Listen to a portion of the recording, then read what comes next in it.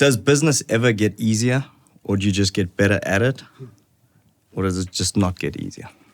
If it's growing, it does not get easier, because what you were doing yesterday is easier, but you can't do that again tomorrow.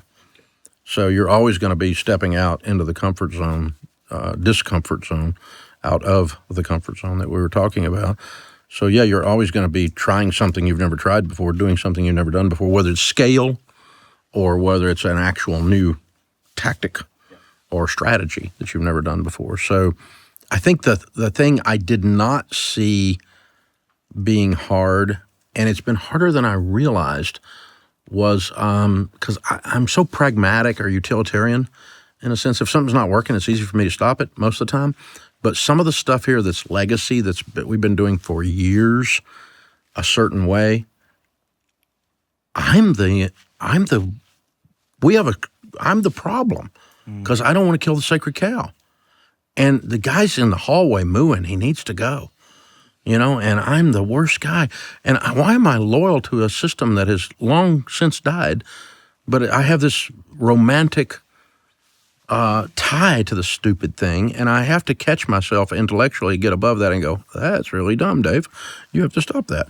So that part of business change, the curve, you stuff gets left behind that you love. And so that's very difficult. What does get easier is, again, things you've done before, but the things that you thought in the old days were going to be the end of the world, that little drama queen in my head that was playing out these tapes that, this is the end, that's it. That person leaves, we won't survive without that person. And we didn't even notice they left, and there's Dave. So then the next time I have this, no, that person leaves, I will never survive this person leaving. I'm like, I remember the last time? And now I'm talking about it being me. It's like, they're going to survive. Oh, crud, they're going to survive.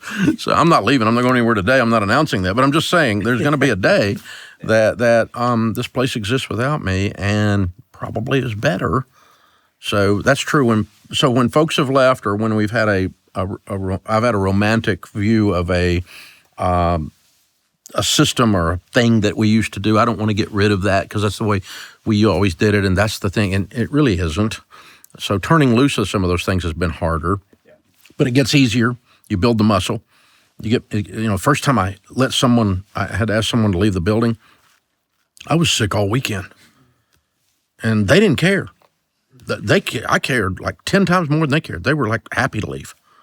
And, but it just tore my stomach up. I couldn't sleep. Sharon's like, you are a wuss. And I'm like, no, I love people, and I promised this person when they came on board, and it's just not working. And I've warned them. I've talked to them. We've done everything. I know I've done all the right steps, but man, I was just sick at my stomach. And I'm not flippant. I don't treat people like a slab of meat or anything now, but I also know that they're probably going to be better off somewhere where they fit, and we're going to be better off without their influence here. And so I haven't personally let someone go in many years now around here. It's not part of my job today, but I emotionally can handle it a lot better. It's not that I toughened up. It's that I gained perspective that no one died as a result. And most of the time we get a replacement. God sends us an upgrade.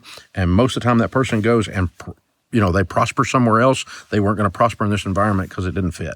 So everyone won by this moment of pain. And so I got to where the moment of pain is not so much drama. So perspective I gained, not toughness, but perspective. And the same thing's true of the sacred cows, that kind of stuff. But as you scale, if you don't have some level of discomfort, you're probably still doing the exact same thing, and that's the beginning of the end.